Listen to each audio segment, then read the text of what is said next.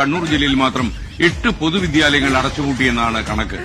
ഈ താഴെ വീണതിൽ 3 എണ്ണം ധർമ്മടത്താണ്. ഇത് മുഖ്യമന്ത്രിയുടെ മണ്ഡലമാണെന്ന് പ്രേക്ഷകർക്കറിയാം. മതിയായ കുട്ടികളില്ലാത്തതിനെ തുടർന്നാണ് ഈ സ്കൂളുകളെല്ലാം അടച്ചുപൂട്ടിയത്. അറിവ് പകർന്നു നൽകിയ മേലൂർ ജൂനിയർ ബേസിക് സ്കൂളിന്റെ നിലവിലെ അവസ്ഥയാണിത്. കൂട്ടുവീണ് 2 വർഷം പിന്നിടുന്നു.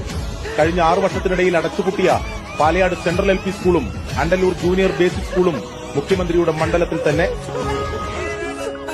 1898 ആരംഭിച്ച ന്യൂമാഹി പരിമടം LP സ്കൂളിന് കഴിഞ്ഞ വർഷമാണ് പൂട്ടുവീണത്.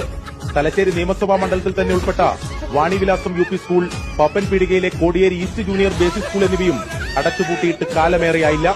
ഒടുവിൽ കണ്ണൂർ നോർത്ത് സബ് ജില്ലയിൽ ഉൾപ്പെട്ട Iruveri ELP school, Athirakam LP school എന്നിവയും അടച്ചുപൂട്ടി. കുട്ടികളില്ല എന്നുള്ളതല്ല, യഥാർത്ഥത്തിൽ ആ വിദ്യാലയങ്ങളിലൊക്കെ നേരത്തെ കുട്ടികൾ ഉണ്ടായ വിദ്യാലയങ്ങളാണ്.